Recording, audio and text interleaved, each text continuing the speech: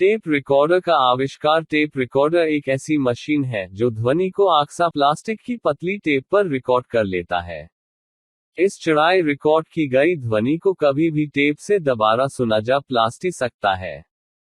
इस मशीन के विकास की कहानी सन 1899 ही से आरंभ होती है। इसका प्रारंभिक रूप टेलीग्राफोन था, जिसे कोपेनहेगन के एक व्यक्ति वाल्डेमॉर पोल्सन 1869-1942 ने बनाया था। यह एक ऐसा उपकरण क्रांति था जिसके दोनों ओर दो डिब्बियां थीं, जिसमें स्टील का फीता या तार लिपटा रहता था।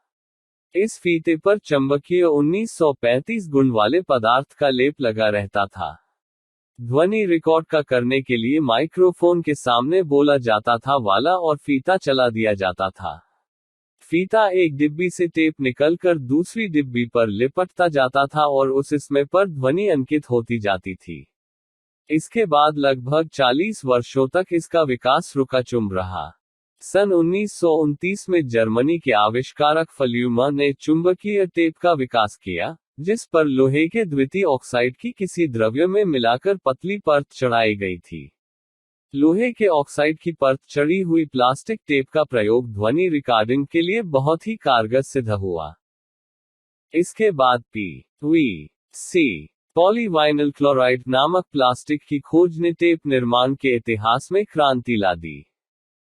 1935 में जर्मनी में मैग्नेटोफोन नामक टेप रिकॉर्डरों का निर्माण शुरू हुआ। व्यावसायिक तौर पर बनने वाला यह पहला टेप रिकॉर्डर था। इस टेप रिकॉर्डर में टेप को तेज गति पर चलाना पड़ता था, इसलिए इसमें टेप की बड़ी रीलों की व्यवस्था करनी पड़ती थी। द्वितीय विश्व युद्ध के बाद तक रिकॉर्डिंग के लिए चुंबकीय तार का ही अधिक प्रयोग होता रहा था, परंतु PVC की खोज के बाद प्लास्टिक टेप को ही उत्कृष्ट साधन ठहराया गया।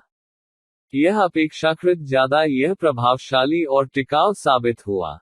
इस पर अंकित टेप ध्वनि भी स्पष्ट होती थी। अब तक टेपों के निर्माण तथा रिकॉर्डिंग के क्षेत्र में बहुत उन्नति हो चुकी है।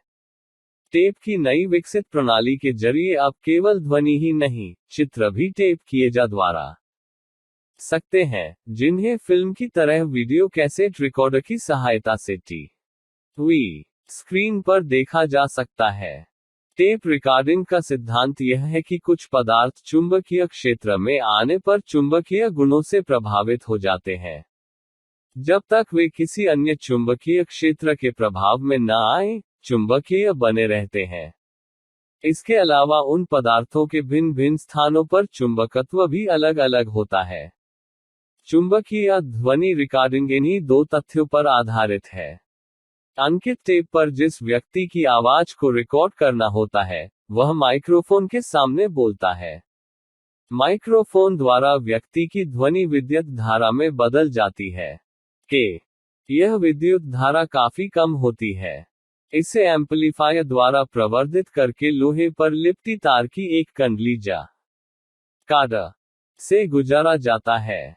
इससे लोहे का टुकड़ा चुंबक बन जाता है। इसका चुंबकीय क्षेत्र ध्वनि के अनुसार ही बदलता है। इसी दौरान आयरन ऑक्साइड से युक्त टेप पदार्थ को एक मोटर द्वारा चुंबक के बीच से गुजारा जाता है। भावित इस पर लगा आयरन ऑक्साइड ध्वनि के द्वारा पैदा हुई के विद्युत से चुंबक में बदलता जाता है। इस प्रकार टेप लावा पर ध्वनि चुंबकीय क्षेत्र के रूप में अंकित हो जाती है। इसलिए इस प्रणाली को चुंबकीय रिकॉर्डिंग कहते हैं। इन्हीं ध्वनि अंकित इस टेप को लंबे समय तक सुरक्षित रखा जा सकता है।